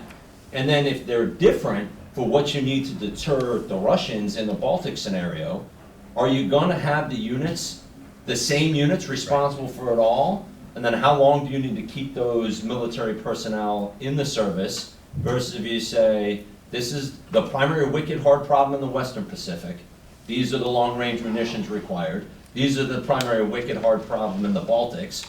These are the weapons, these are the munitions. We don't have the capabilities today. We don't have the joint force personnel trained. By all means, have an inter-service, but in your rivalry, make sure that in the end of this, we actually have the capabilities really fast. And so I think redundancy can be great where it can be affordable. Perhaps the way weapons increasingly work in the precision-guided era may require a little thing. I don't know. Maybe that's not the case. I think unfortunately where we are now in the munitions space in particular is because we've so underinvested that, at least in the short term, I mean, you are robbing Peter to pay Paul. So you want LRASM, all right, that's, one more LRASM is one less CHASM. Right. And so that's where I actually do think, so if you want to think about just at the materiel level, the munitions level, I'm all for redundancy because I think just as I look at the present, the future of war, you're just going to need a lot of this stuff, and different services are going to need it. Our allies, we should hope, buy at least much of the same stuff that we use, because the last thing I want is a repeat of Odyssey Dawn, where our two best equipped NATO allies almost went Winchester over Libya, right? I mean, nothing against Libya, fine place, but wonderful people. But over not a large, high-intensity, long-duration conflict. So part of the reason I want redundancy and I want slack in the logistical base is not just to support us, but to support our allies as well. So. Yeah, part of it also comes down to our relationship with industry, meaning the services industry with DoD. So, you know, all these things that we're talking about, they have long lead times. Some of that time is necessary. Some of it is probably unnecessary. And by the time something like a system, a complicated system, is developed, fielded, bought, whatever, you know, the requirements change and it's not obsolete, but now you're stuck with this thing. And so, trying to figure out ways to link the department with industry closer to that incubation development stage, I think is going to be super important. And then more at the tactical level, you know, I've spoken with soldiers, airmen, Marines, you know, served in Afghanistan and Iraq, and I'd asked them, so, you know, what's one thing that you wish you had that you didn't have? And a few of them would go like, a credit card and an Amazon Prime account, right? I'm not saying that that's the solution. We should just bring Amazon everywhere, but thinking about things that, thinking about ways that we could speed that process up, I think are going to be super important, because we're getting to this stage now where, you know, there are opportunities to shorten that lead time to develop things, if only we take the steps to sort of do that. Yeah, oh, I'm sorry. So I was just to point to you about like redundancy versus like multi-roleness, right? So if you take the F-35, I think of the fact that, you know, potentially 3 services need to have platforms that can fight air-to-air and air-to-ground. That's redundancy to me, whereas the F-35 itself is like the engineering problem was like we need one platform that does all of these different things with all of these different takeoff, you know, parameters, right? Where, you know, I mean, obviously there's potential redundancy comes too much, but like the things like the multi-roleness is you can go too far and make this engineering challenge. It's just like impossible, right? Where it might just be better to split it into separate platform, like, you know, tailor-made design platforms. And it's not everything, right? Like, so like a vertical launch cell is like, that's a multi-role capability, right? You put a land attack missile in there, you put air-to-air missile, that works fine because it doesn't take too much to change, you know, to make it be able to do all those things. But, you know, other things like we need single ships that can do BMD, air defense, anti-submarine, you know, where do we throw all the radar, how do we generate all the power for that? Like, so I think it's like, those are the things I become more wary of, is like when we try and make every platform do everything. It's like we used to have specialized platforms, now having some things that are multi-role are nice too, so there's a balance, right? But anyway. And last one from me, if Nate was here, I think he'd say this. So he would say, I'm responsible for ground standards in the Marine Corps, and it's 2019, and we still do not have a task, condition, and standard to employ a small UAV. He would absolutely say that, sir. And I think that said that when we were in Paris. And I think that this is really important for this context of, you know, I mean, look at the debacle that is the F-35, when the engineers were told, make essentially 3 different planes, it's not nowhere near the same plane, make it do all this. Sounds great. You guys can do it? Hell yeah, we can do it. Keep it. And then how long does it take, to your point on a flash to bang from incubated idea, this, instead of saying, all right, so you surface delivered fires people. Your mission from a task is to stop ships that look kind of like this, develop the tracking gates to do this, train said people to do this. You humans in another service or the same service, you're to do this. Instead of the perfect world that'd say, you're to do everything. Yeah, that's right. And I think we've found, I mean, granted, you gotta be careful using the F-35 as, you know, and I think we've found the more precise you hone in on the task, the easier it is to get the forces trained, the easier it is to write the requirement to make this, especially when we're getting into the sensitivity of what we're asking the munitions to do in the target background. And I don't even know how, from where the TWC started on AI, I mean, a lot of what we're talking about right now, the DoD, say the long-range munitions that's going to, from the time factor, immediately strike a target, depending on one's interpretation of DoD 3009, they might not even be authorized to be employed. And so how do you communicate to OSD leadership, to then go communicate to Congress, to then go to, And you're gonna have to be very precise. Well, I know in this target background and a 99.99% certainty that this is gonna work. How do you know that? Because these are the humans that are employing it. This is the way they've been trained. We've actually put them in that environment. We've done, instead of, we ran it on a commercial software. You did what? Yeah, we ran it on a commercial software, and you want us to approve you employing this as part of a, and then it gets to, how do you communicate it as part of a deterrent posture? And that's, maybe it's a weakness or a blind spot that I just, going back to Nate saying over and over again, these capabilities have existed for 15 years and we still don't have not a single Marine in any MEF. Not one. Much less loitering munitions. Which is another thing, you know, what have we found in that quote that you guys put? Yeah, these are great, but we don't have a single Marine. Single Marine in the Marine, 186,000 people, that has a task to employ a small munition with electronic payload on it. Not one. It's all Mark's fault. Of course. So I don't. I had a question. The simulations actually, the unmanned systems you use, are they aircraft or are they fast attack craft? Is leading the meeting. Or both? So we use, as a proxy, we use Harpies, Yeah. is what we use. Okay. And then for the surface vessels, we use one of the small boats in there. I can't remember the specific variant. How many? I don't remember the exact numbers, but we're speaking north of 50. And we're simulating that on Harpy and based on what we're doing with Coyote. That was the different. Did you only use them once the hostilities had started? Because the simulation was only focused on the warfighting part, right? There was no like phase 0 or anything like that used to generate the requirements. Because we've got another study that we're working on right now that's a sort of follow-on to the maritime pressure study, focused on using existing unmanned aircraft systems in the sort of competition phase of, and trying to figure out ways in which they could be useful for potentially detecting gray zone activities and things like that to try to increase warning time. So I was just interested if any of that had come up. No, we didn't, but that, I think particularly when you're considering that we're looking at China, Yeah.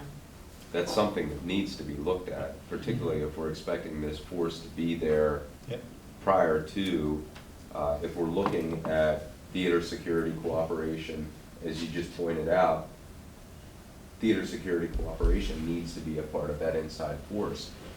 You know, how do we war game that out to look at it? And I just look at, you know, recent history going back to World War II. So with 1936 or 37, how do we prevent Marco Polo Bridge from turning into World War II? You know, if we are operating in a phase 0 environment, doing things that we have not before, like using UAS or unmanned boats. You look at what's going on in the Straits of Hormuz right now. How do we prevent, because nobody knew that a Japanese patrol on the Marco Polo Bridge being shot at by Chinese policemen. Chiang Kai-shek didn't expect that to lead to World War II in China, but it did. Yeah. So what are the things that we need to think about if we're going to be operating this? And then, I mean, heck, you look at what's happened in the last couple of weeks with Iran. We don't even know what our policy is regarding, you know, a UAS being shot down or us doing the same thing to an adversary. Well, it's interesting because, you know, you look at the wartime logic of some of this, and it's like, okay, well, you don't want to be seen, you don't want to be found. Perfectly understandable. But in peacetime, a lot of these things kind of flip on their heads, where there actually is value, if you will, to a let's go with the UAS, a non-stealthy, even vulnerable UAS. Because, you know, you want your opponent to know that it's there. You may not want him to know if it's US or Japanese or Filipino or Malaysian, but you want him to know it's out there.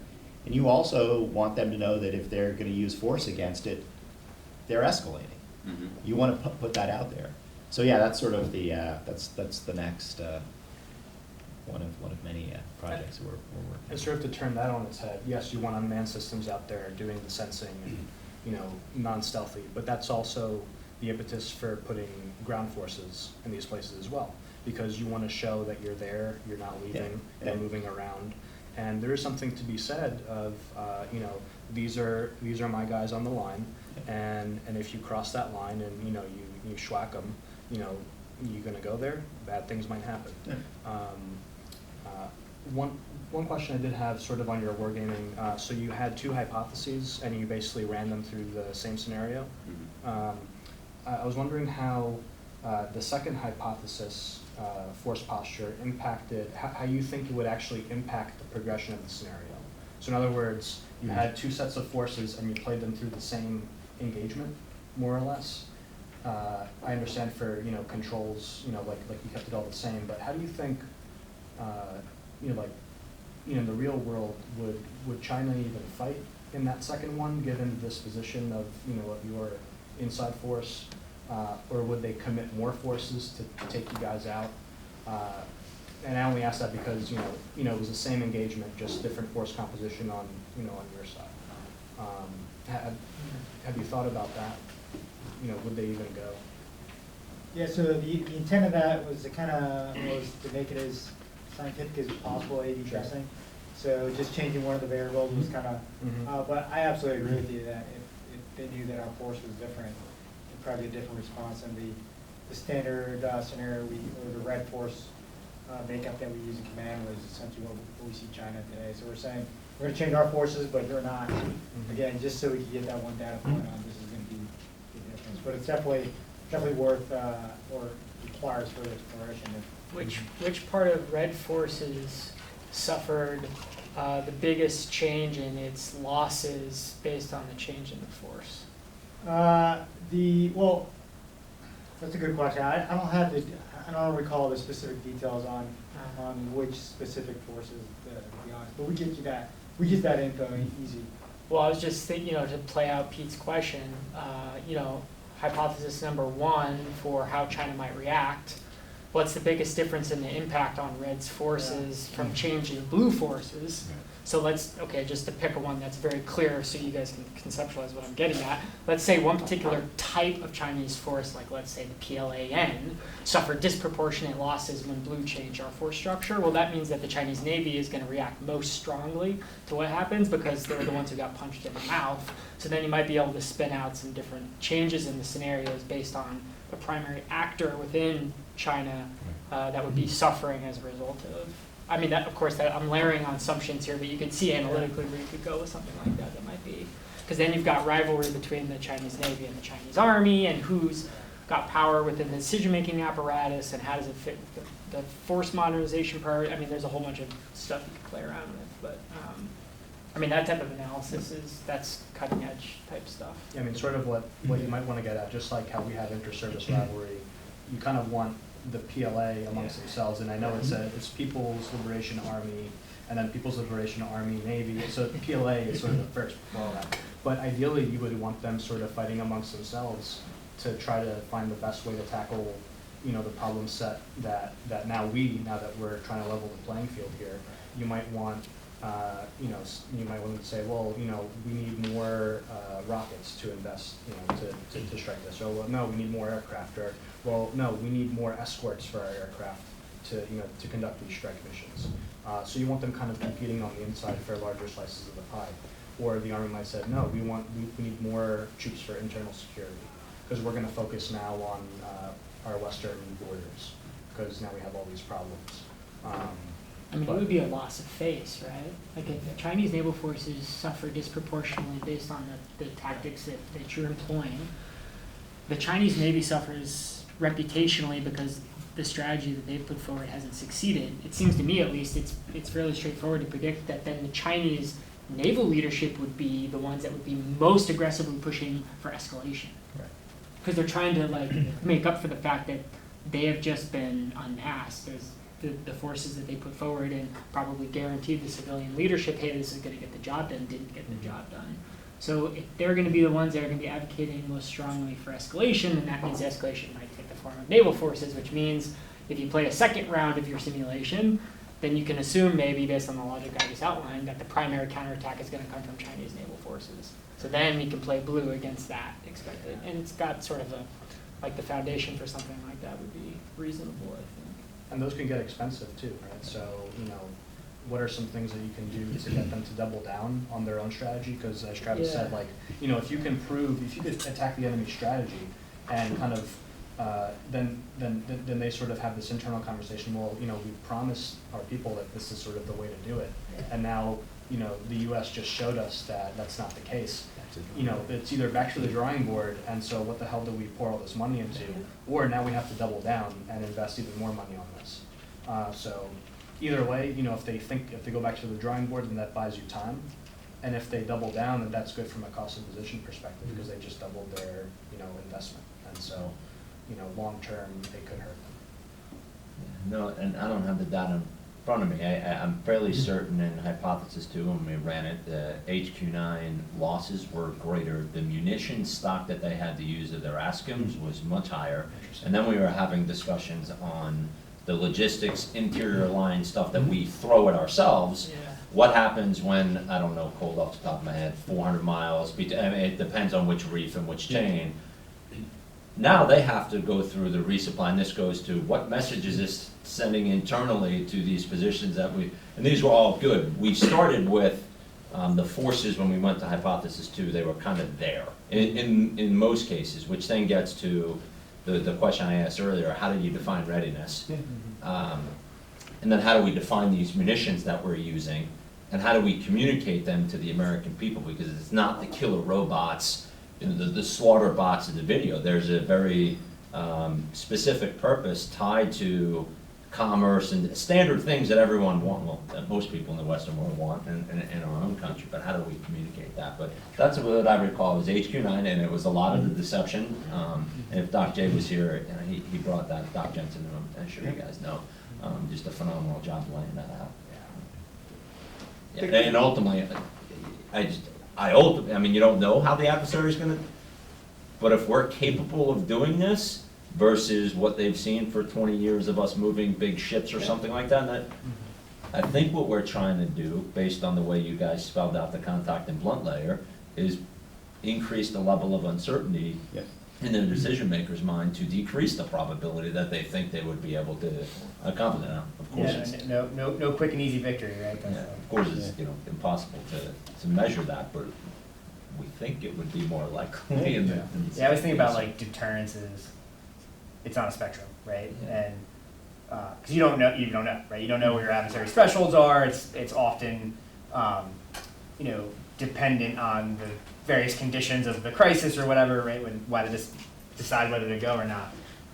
But I do know that if it's going to be more costly, more difficult, and less likely to succeed, right? I'm better off from a deterrence perspective. I don't know where the kink in the curve is, the break-even point. Is it they have 70% confidence? Is it 25%? What is the thing where they're like, I'm not willing to roll the dice? I just know the closer I get to it, the better. And then you have to start thinking about, okay, well, to gain a little bit more marginal more, it costs this much, and then am I willing to take risk there because it's too expensive? But so if you can keep pushing it towards that, you're in a better place than you were, even if you're not totally sure that you've determined.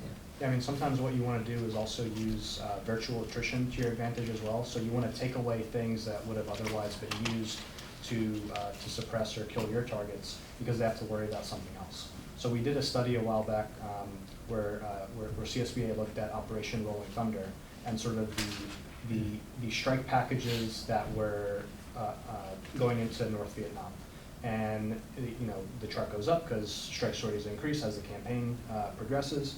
But then you get the introduction of the SA-2 in North Vietnam. There weren't a whole lot, but the U.S. Saw that as a sign because once one or two of them start getting shot down, say, oh, now we need to devote a larger proportion of our sorties. We need to incorporate SEAD capabilities, and so that means that's less aircraft carrying bombs, it's less aircraft doing other things, and so by the end of it, the North Vietnamese took away about 60,000 or so sorties that could have been used to just do strike. It wasn't a panacea. It didn't. I'm not sure if it won the war. We could talk about that. But that's sort of what you want to do to China as well. These aren't perfect solutions, but you want to do is you want to drive up the cost that's necessary to carry out these sorts of operations. I think we have time for one more question before we have to close for the day. Throw it out there to anybody, or even to you, you gentlemen, if there's something else that you think we should be looking at.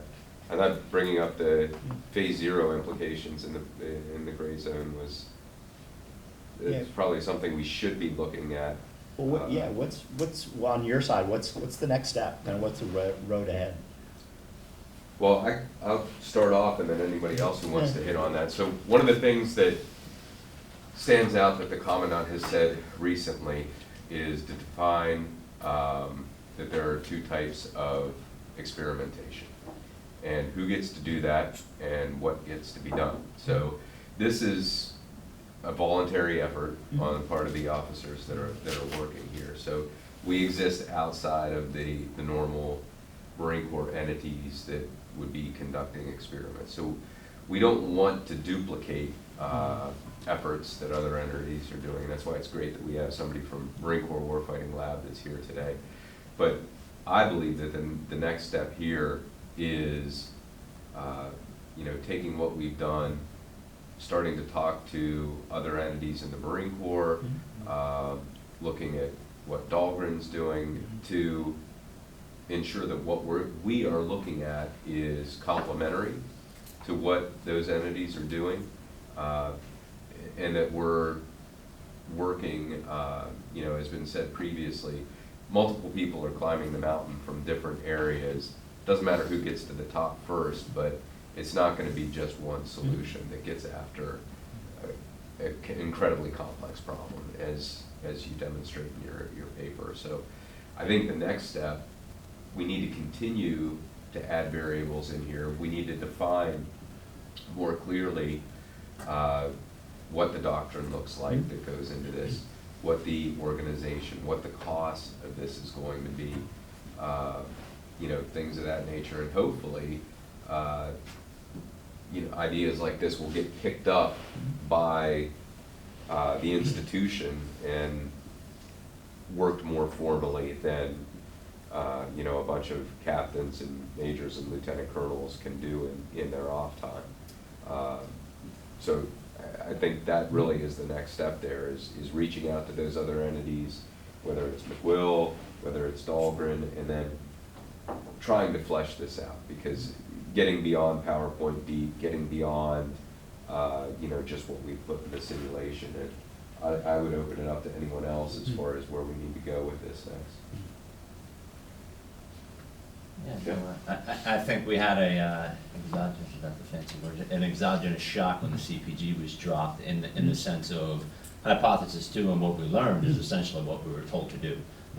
If you, what was that, last Tuesday? If you asked anyone, and you guys probably know this better, you know this from the building, what is the probability that a Marine Commandant's going to write in his guidance, drop 38 ships and someone would probably say about 0. So now we need more swarming, unmanned, it's more like, that is guidance from which is different. And I think now, to build on putting more granularity to this, when the Commandant shows up to make his posture hearing and readiness hearing, whatever it is, 10 months from now, we owe him a bunch, because he came out in the CPG and said, we're not there, and here's bam, bam, bam, how.